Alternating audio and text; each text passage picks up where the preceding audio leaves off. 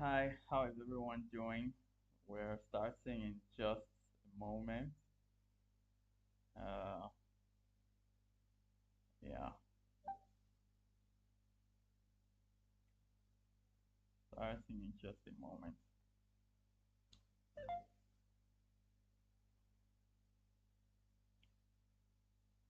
Okay, I hope everyone is doing well. Welcome everyone once again. Today we'll be having a very interesting conversation. Now, to that end, I'm going to drop a question on the WhatsApp group. I'll try and see if I can post it in the comment section on YouTube too. And then by the end, as we before we round up, I would like to take everyone's answer to that question. So let me just drop that question on the group. So the question is that um, you are a you are preparing a business proposal with your friend who is very smart and experienced but very toxic.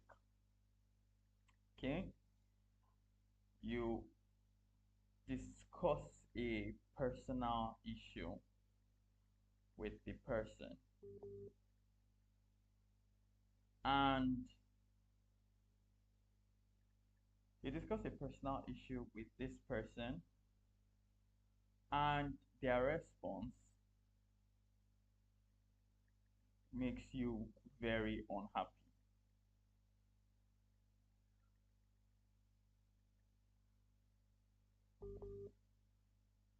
Okay, it seems I might be having connection issues on WhatsApp. Let me quickly check this.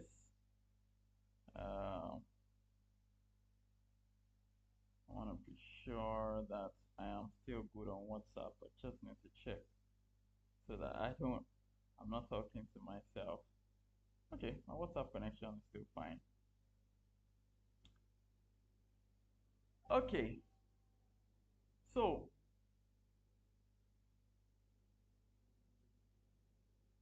that's the question, right? Um, okay, it seems that my mic, I just might be having connection issues on WhatsApp. Let me quickly correct that. About 4 minutes behind time, but let me just quickly correct the WhatsApp issue I'm having so that those on WhatsApp will be able to connect.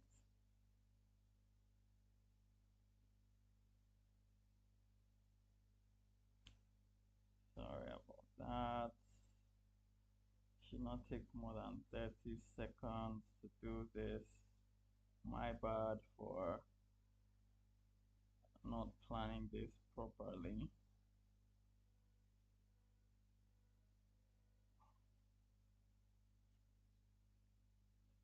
Okay,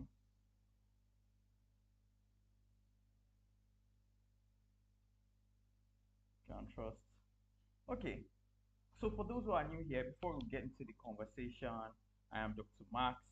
This is Dr. Max's Health Support Community, and what I do here is that I give people health advice, medical information, tailored to their needs, tailored to the questions that they ask, and basically I just help to support as much as I can with health information. So please, if you're new here, feel free to ask whatever health question you might have in mind. Feel free to ask, even if it's not related to the topic of conversation at the moment. Okay, even if it's not related to the topic of conversation at the moment. Um,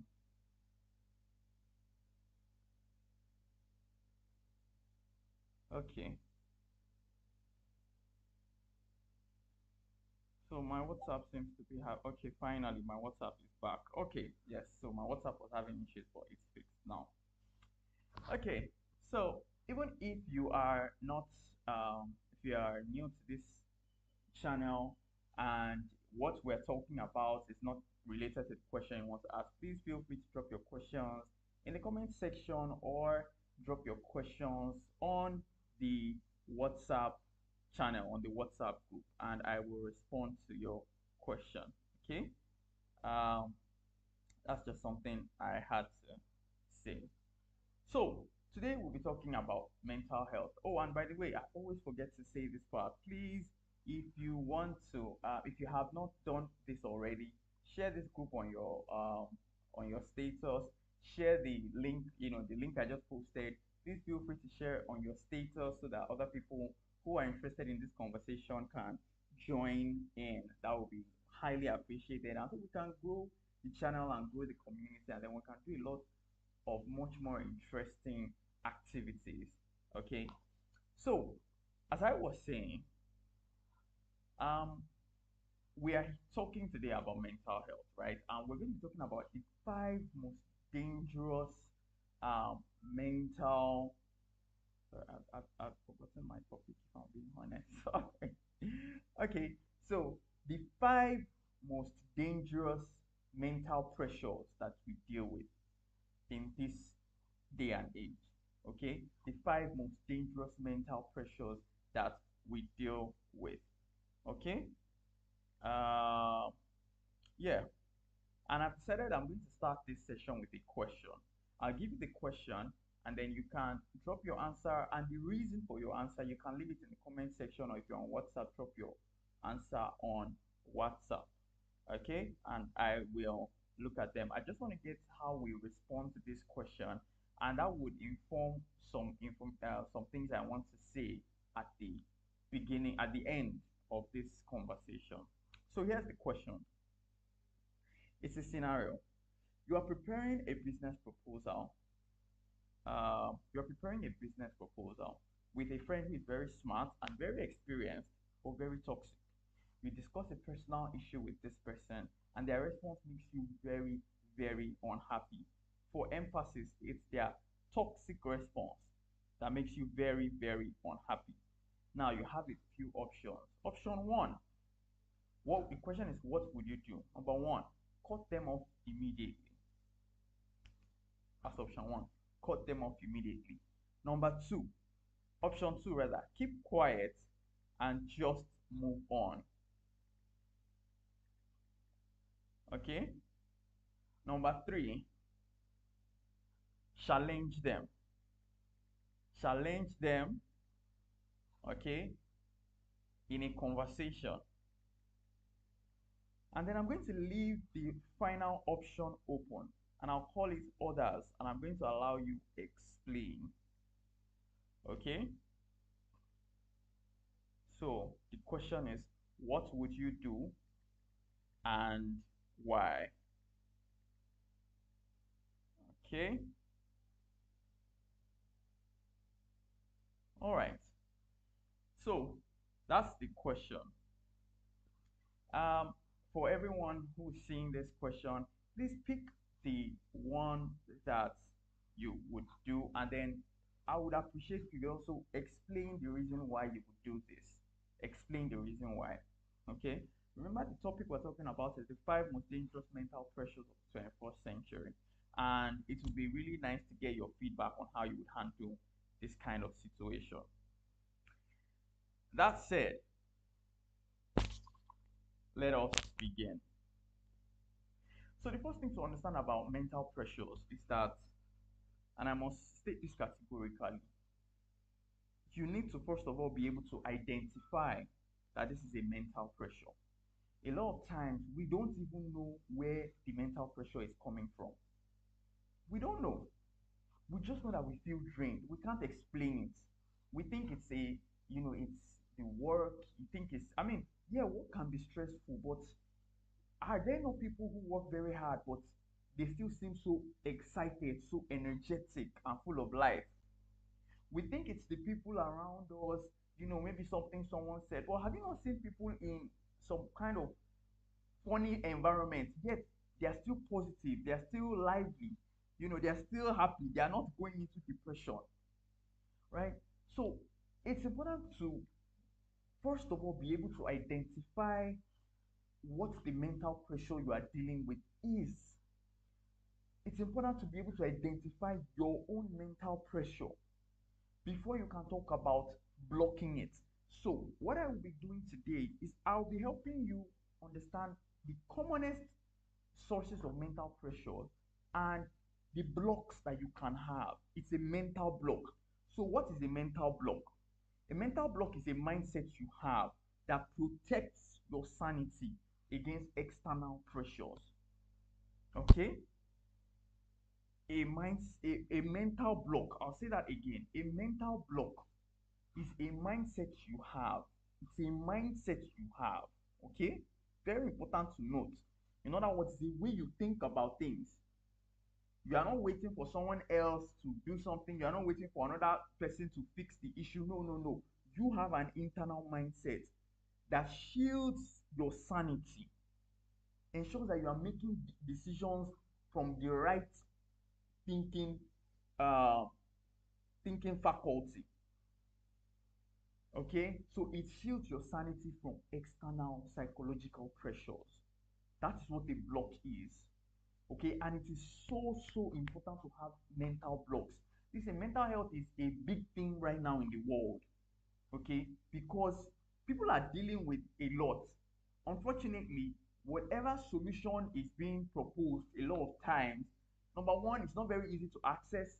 Even in places like the UK, it's hard to see a mental health specialist. Okay. Okay, so I've seen an answer on YouTube. Thank you very much. Okay, so we'll definitely come back to that. Let all the answers just keep coming in. Okay, so oh, I should probably even post this question on YouTube soon so that everyone who joins can see the question. Okay, so there's that. It's very important for you to first of all be able to identify the mental pressure that you are dealing with, and then you now create a block to protect yourself. If you don't identify the pressure, then it will be hard for you to do anything about it because you'll be chasing shadows. And let's start with the first one. And like I said, please feel free, go ahead, answer the question on the group. You can also drop your reasons for your answer. That question is going to be the final point I will address.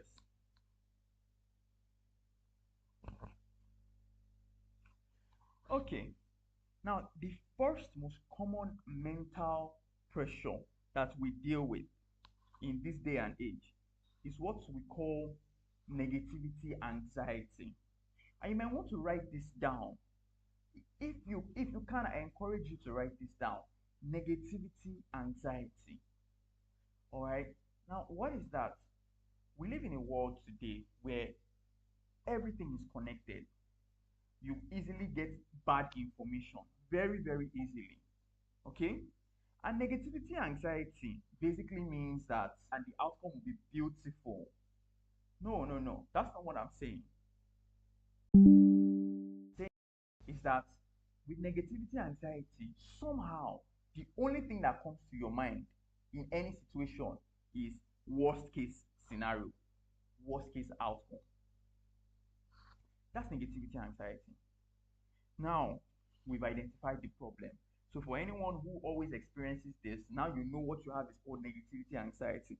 Now, how do you prepare a mental block for negativity anxiety?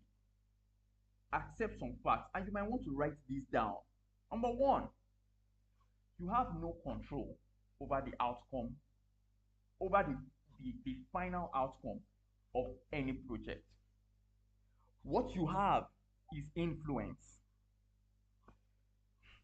If you need to write it down, write it down. You do not have control over the final outcome of anything. What you have is influence. You must understand the difference between these two.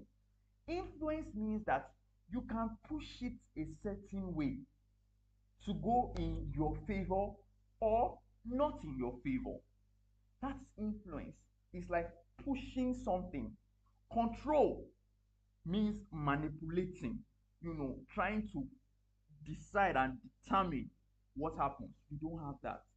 Now, when you realize that what you have is influence, The next reality that I need you to face is that your influence must be 100% in your positive direction. It's a mental block. It's a mental block that you must have. We've accepted that you don't have control. So when you're thinking about the outcome, you've already told yourself, I don't have control over this. What I have is influence. What I want to do is now focus on how I can push this thing 100% in my direction.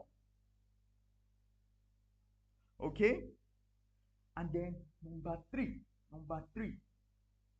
the third part of this block, it's a block that has three parts. The third part of this block is that you must live in the moment. You must live in the now. It's not bad to plan for the future, but you see, when you are putting all your efforts into that 100% influence, bask in it, okay? Stay in the experience of that 100% influence. So what do I mean by 100% influence? So if it's an exam, you are reading, you are getting as many materials as possible, you are doing your best, you are getting all the information you need to get. That is you maxing out on your influence. Do not distract your influence by thinking about the outcome, because you remember that what you have is influence, not control. And also, once you start distracting yourself with the outcome, then your efforts in influence starts to drop. And now that is far more likely to result in that outcome that you don't want. So do you see how it all plays together? Right? Have influence, or rather, you have influence, not control. Focus on the influence you have and live in that moment. That is the mental block that you must have for negativity, anxiety. Okay? That's a mental block that you must have for negativity, anxiety. Okay, hold on just a second before I continue. I want to quickly drop this question on um, on the YouTube page so that everyone watching me on YouTube can drop their comments. Okay. Okay. Okay, yes, now we have it on the YouTube page. Okay, so that's the first one. The next one that we're going to discuss is what I call, which one should I go for? I want to pick one that is not very far-fetched. Okay, let's go with hero syndrome. Hero syndrome. Okay, hero syndrome. Now, what is hero syndrome? Hero syndrome is a situation where you feel that everything that happens in your life is about you. Now, let me explain what that means. If something doesn't go your way, or if something happens that offends you, or something happens that you don't like, you somehow believe that it is based on the fact that it is you. Simple example, you go out, you go to work, and maybe you try to greet someone, oh, good morning, and the person doesn't answer you. And then you start thinking about it, that this person did not answer me. Is it that I offended this person? Is it that they are, the person heard something I said? Is it that they lied to this person that I did this when I did not do that? You start thinking about a lot of things that you did or did not do. You start thinking about a lot of, you somehow start blaming. I don't want to say you are blaming yourself, but you are tying it to yourself that somehow this thing that just happened because of you in one way or the other. However, you have forgotten that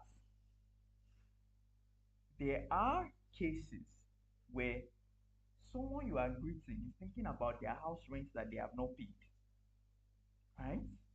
They are thinking about, sorry, I just want to get my internet access a bit closer. Yeah. So You've forgotten that you might be greeting someone and the person is thinking about the house rent they've not paid. They're thinking about some bills that are piling up.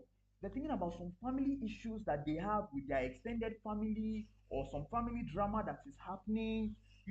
They're thinking about how the family is trying to contribute money for one project or the other. They're thinking about where to find the school fees for their children. You know, you've forgotten that the person could be thinking about all this, and now you are carrying it on your head. You are now worried. You're thinking about life. You're thinking about a lot of things that you should not be thinking about. That's hero syndrome, right? You believe that everything that happens in your life is somehow based on the fact that it is you that is involved. But that is not true. Okay?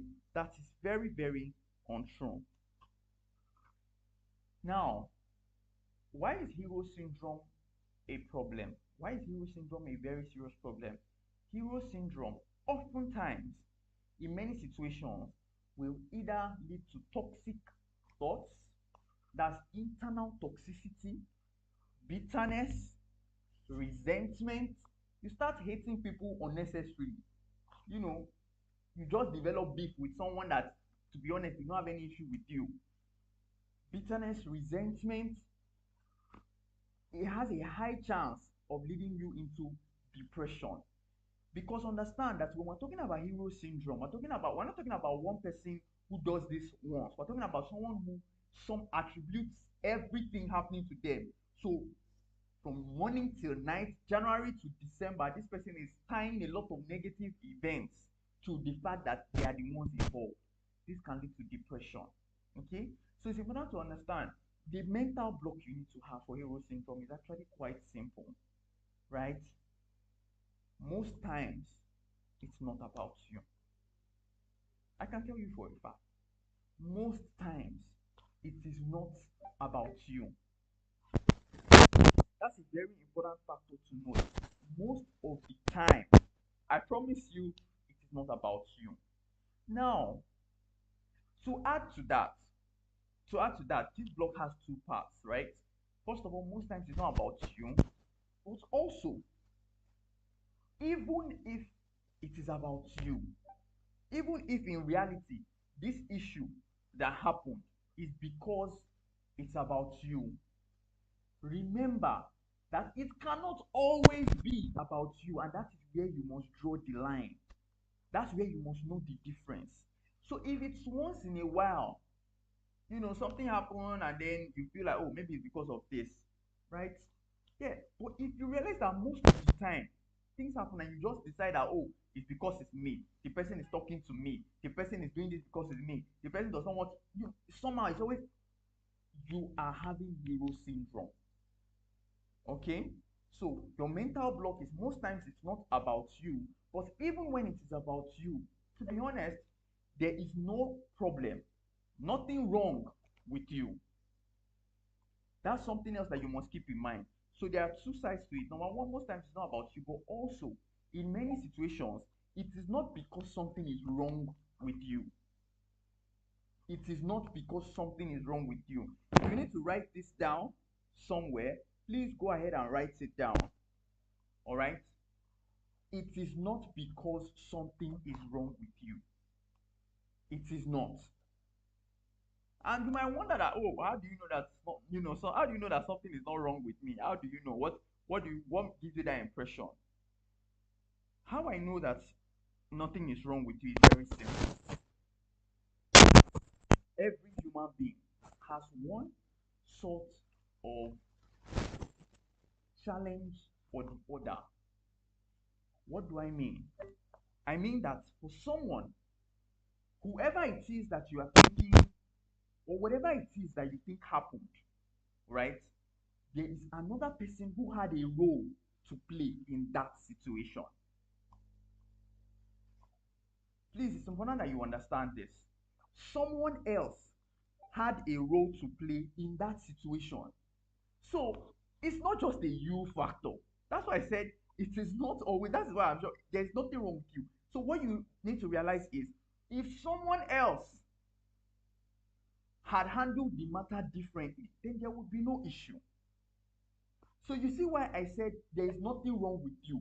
So if someone else did not handle the matter in a different way, and now it's looking like there's a problem, it's looking like something bad happened because of you, then it means that everybody contributed to that situation.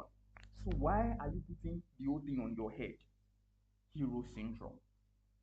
You believe you are the hero of the story, and so the negative things that are happening to you are just because of you, and you must be the one to carry it on your shoulders. No. 99% of the time, different people contribute to that situation, and that's what we call hero syndrome. Different people contribute to it, so you don't have to carry it alone on your shoulders and somehow believe that it is all on you. The next one we're going to talk about is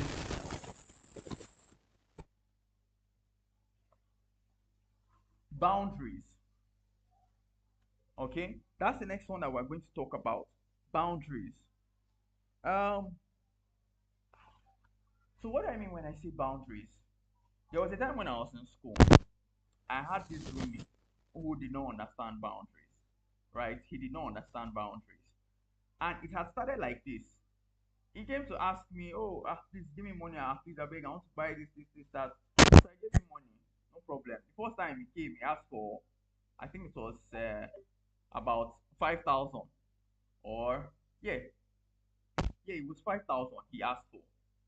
I considered the situation. I was like, okay, let me lend him this money. When I realized that he lacked the understanding of boundaries was when he did not return my money. For number one, he had the effrontery to wear my shoes out. Like he somehow he had believed that we're now one and the same. Around Safara, wore my shoes, did not deem it fit to return my money or even make some sort of explanation. And then before I knew it, I realized he would just use my things, he would just take my things. So I decided to wait. The next time he asked me for something, I told him, oh, sorry, no, I won't be able to. He was surprised. He decided to reduce the amount of money he was asking for. Oh, no, I don't have to give you.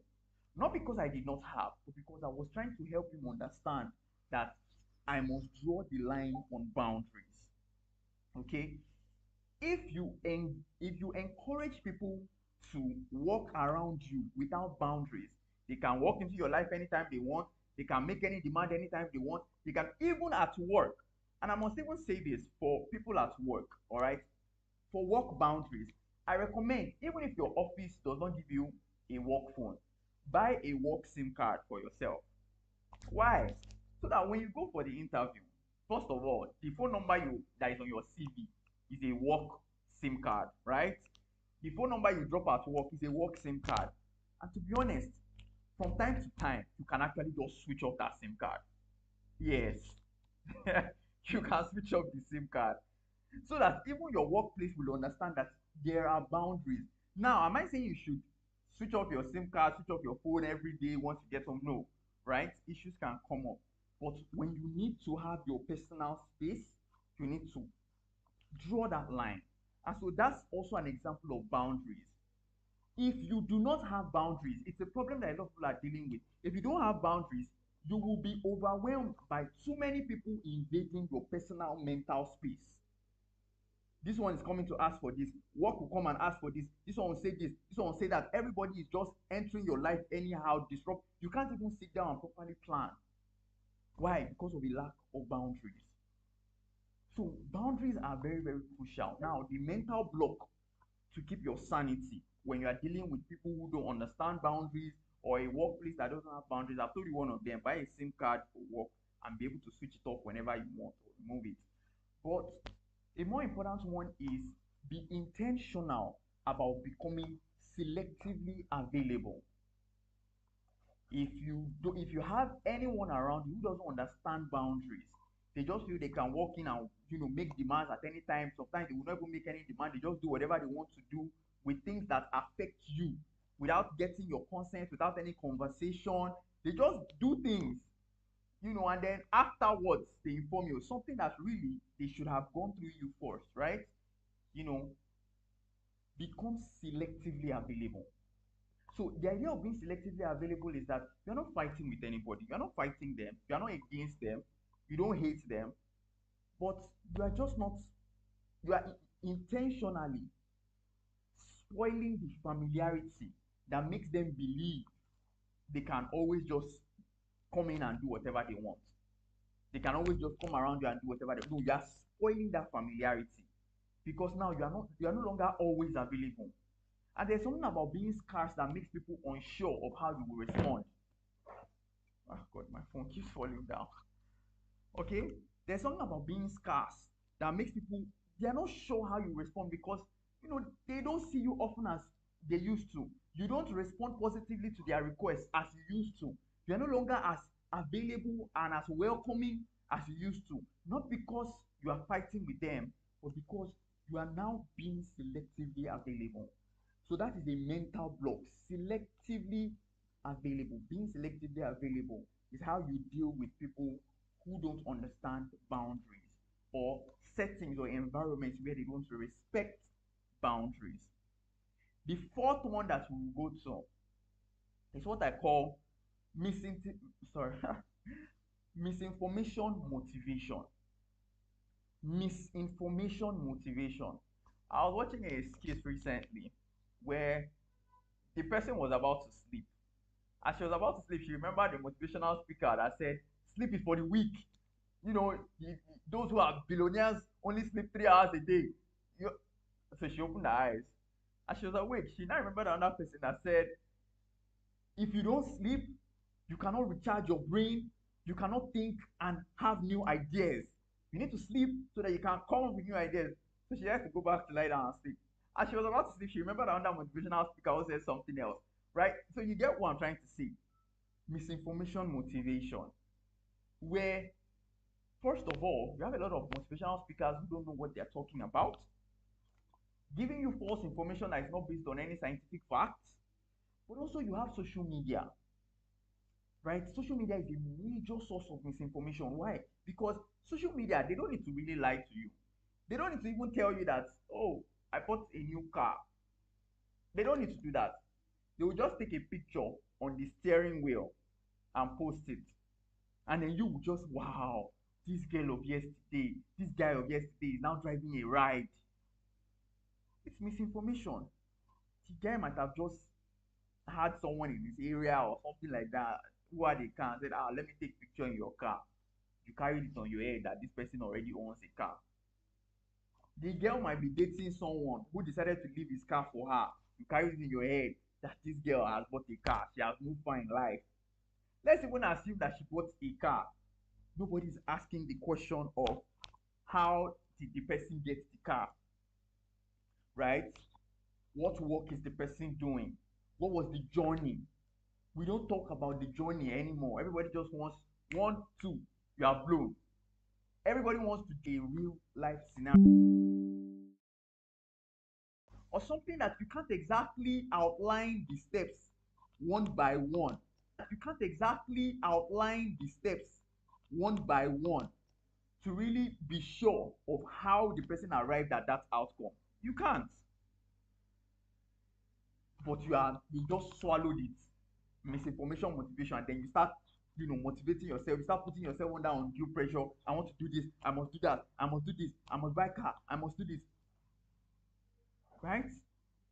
Now don't get me wrong, motivation is not bad, but when it's based on misinformation, then it becomes a problem.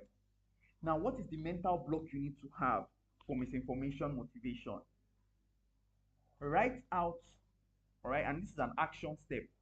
Write out your own success plan.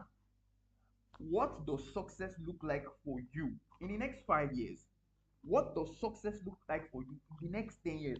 Write it down somewhere. Okay? Write it down somewhere and be clear on what it is. Why should you do that? So that the next time you get misinformation motivation, you will see that using your own success plan, and what you have left is the motivation to drive your plan. I don't know if it makes sense.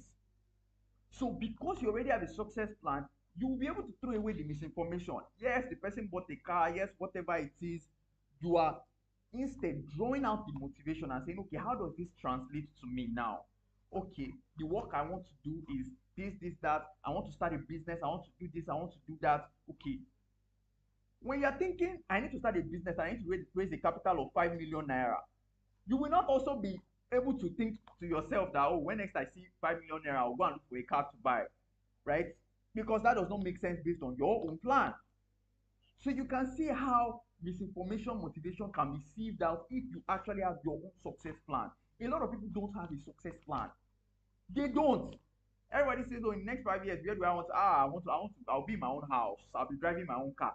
That everybody wants to be doing well in life. I mean, that is not your success plan. That is a generic success plan.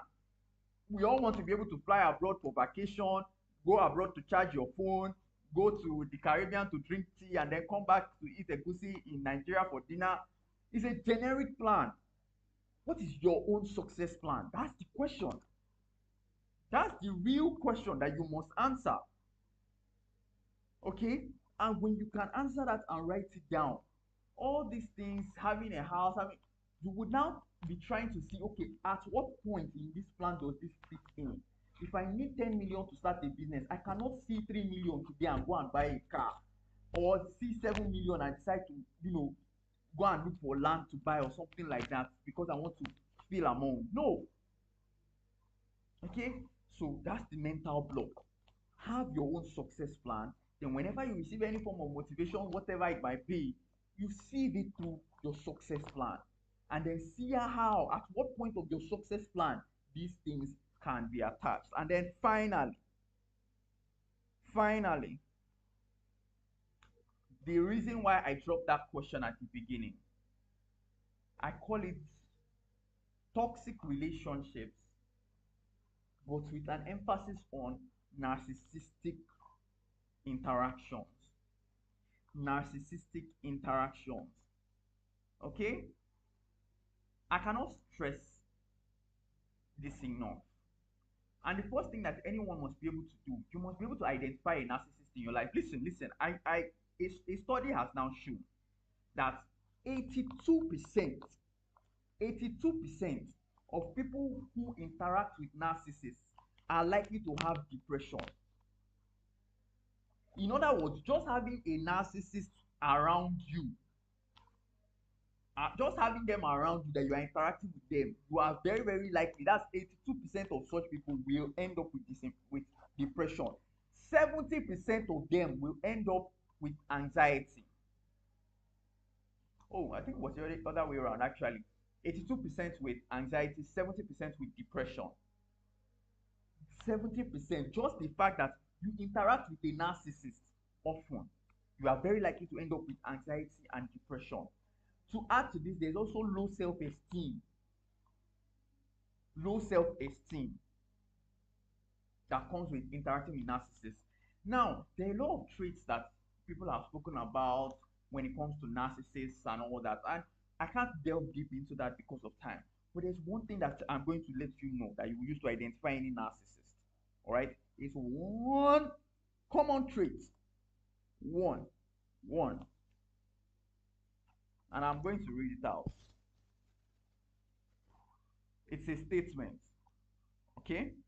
A narcissist is one who often believes, in fact, always believes they are right, and will go the extra mile to make you feel bad just to either ease themselves or elevate themselves. I'll say that again. Narcissists always believe they are right, and they will go the extra mile to make you feel bad just to either ease themselves, that's to pacify themselves, just to make themselves feel okay, or to elevate themselves, to make sure they show that they are superior to you. It is a classic trait of narcissists. If you have someone who every time they come around you, they make you feel bad, they believe they are always right, and they must always everything, you can see that the goal of everything they are trying to do is to elevate themselves and show how they are somehow superior. That person is a narcissist. Okay, and the reality is that you stay around this kind of person long enough, you might end up with anxiety or depression. It's very important. So what is the mental block dealing with narcissists? And that's why I asked this question. I asked, okay, um I said, you are preparing a business proposal with your friend who is very smart and experienced, but also very toxic. You discuss a personal issue with the person, and their toxic response makes you very, very unhappy. What will you do and why? Now, a lot of people have said, keep quiet and just move on. That's what a lot of people voted for. Okay? Keep quiet and just move on. And I have a comment here that says, don't allow anyone to determine how you live your life. You can't run, especially if they are colleagues. Don't allow anyone to determine how you live your life. Keep quiet and move on. And I have a vote here that says challenge them in a conversation. Okay. Now, there's no right answer, there's no wrong answer. All these approaches are possible approaches that could work, if I'm being honest, right? They could work. What I want to tell you is an approach that protects your sanity. I'm not here to tell you how you will fix your interaction with that person. I am here to protect your sanity. That's my goal. So, what I recommend, that's why I added the last option that I put others and you can explain. So, this is what I would recommend when you are dealing with a narcissist or you are dealing with a toxic personality. Your mental block is to compartmentalize. Compartmentalize. This is what I mean. In this day and age, it's okay to have friends for different purposes. Yes, not everybody has to be the kind of friend that you will share your good news with when it's still fresh. You can have those maybe one or two friends, but you see, you can have some friends that you will not share your good news with. You will enjoy it by yourself, first of all. Bask in it, enjoy it first. You will share it with them. Now, this same friend might be the kind of person that if you need to know, a new restaurant in town, or you need to find out about, what is happening in the world of politics, or you want to have a conversation about, religion, or you want to discuss sports, or you need a business idea, like the example we gave, right? This is someone who is a business, minded person. They are good for that. Use them for that purpose and then pack your load. So from this example, I said that this person is very smart and experienced. We are talking about business. There is no law that says you must bring issues from your personal life into that conversation. So use them for where they are useful. Business conversations. After your business conversation, okay, oh, have fun, oh, bye bye, oh, we'll see now, we'll talk and disappear. You don't bring in your personal conversations. That is compartmentalizing. You have a friend for this, you have another friend for this, you have another friend for this. If you want to go for an event, you have another friend. If you want to, you want to go shopping, you want to buy clothes, and you need someone who can tell you, oh, this is what is trending now, this is what you should buy, this is what you should not buy, right? There are some friends that are good with buying gadgets, tech gadgets. You ask them, buy this, don't buy this one, oh, don't go to this place, so I recommend this person. Use them for that. Compartmentalize. The belief that when you have a friend, you people must just be, like Jonathan and is it Jonathan and Paul? No, Jonathan and David. Yes, Jonathan and David. Yes. You believe that you have a friend and you must be like Jonathan and David, so much love and everything there. There's no rule that says it must be like that. So compartmentalize your relationships. Have different relationships for different purposes. And what this means is that someone who should not have access to a particular part of your life will not have access to that, but you can still benefit from them. So I hope we see how this kind of approach would have been very useful in this situation, such that your sanity is protected. You still get what you want from that person without having to deal with unnecessary toxicity. Okay, so these are the issues. 5 most dangerous mental psychological pressures that we deal with. Number one, zero boundaries, hero syndrome, negativity, anxiety, misinformation, motivation, and then toxic friendships or narcissistic connections. Okay, those are the five. And I hope everyone got the blocks that they need, because these are the most common things that put people under psychological pressure. I'm going to run through the blocks again. For the narcissistic connections and toxic friendships, compartmentalize. For hero syndrome, remember that it is not always about you, but also always remember that someone else contributed to that scenario, to that situation that you are dealing with. So you don't need to carry it all on your shoulders. Okay, that's hero syndrome. Okay, that's the block that you need to keep in mind. You don't need to carry it all on your shoulders because someone else is playing a part in that situation. Number three, we talked about negativity around to accomplish that, and it seems like you can't focus. It puts you under pressure. That's misinformation motivation. And the mental block to misinformation motivation is have your own success plan. What is your success plan? And whatever motivation you get, you must be able to tie it into your success plan at one point or the other. It does not have to happen right now. It can be 5 years time, it can be 7 years down the line in your success plan. If you can't find a way to fit it into your success plan, then you should discard it. Okay, that is the mental block for misinformation motivation. And then, okay, and did I miss anyone? I talked about narcissistic zero. Oh, and then zero boundaries. I've told you if it's work, buy a second SIM card, but also make yourself selectively available. Once you identify that someone lacks boundaries, be selectively available. You can be physically present with the person, but you're selectively available. You are intentionally letting them know that I am not available for whatever you want to do at this time. And then from time to time, you open up, and so they are not sure of what to expect. That will push them to seek permission much more, because now that familiarity is not there. Okay, so that would ensure that they do not just walk into your boundaries anyhow. And now I will take any questions that we might have. These are the five most common psychological pressures that we deal with, and the mental blocks that you need to have. So I've said a lot, and I really hope that someone has been writing things down, and you'll be able to implement all these things. You plan to implement them. But please, if you have any question, you can ask me your question, drop them in the comment section or on WhatsApp. I will respond.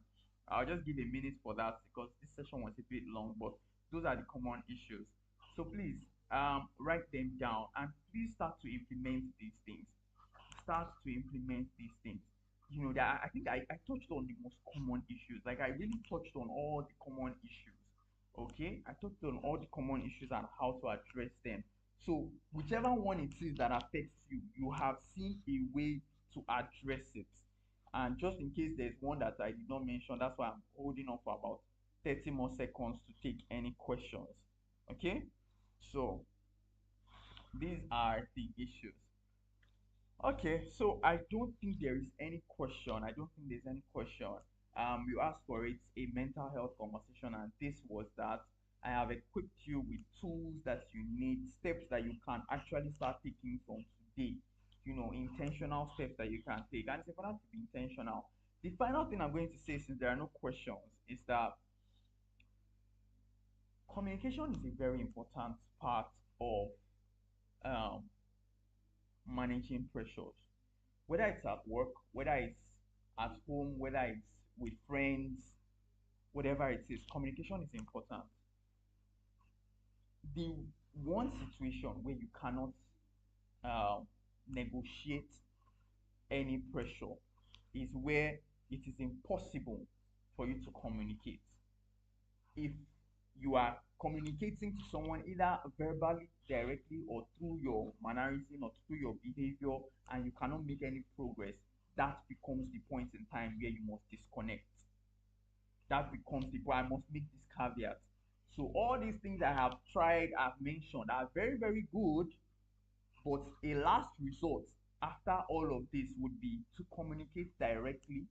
So people involved, or communicate in the setting or whatever it is, find a way to have a conversation. But when that fails, that is the point in time where you must completely disconnect from that space. I thought it was important to mention. So not in all situations would you be able to fix the issue with all these mental blocks I have given. In some cases, your mental block would be to just remove yourself. And like I've said, once communication no longer works, then you must remove yourself. So step one will be all the five blocks I've given. Step two will be communication. And then step three will be to disconnect yourself. Thank you all so much for joining this session. It's been good. There are no questions, so I believe everybody understood everything I said. I will be seeing you all next week. Have a wonderful week.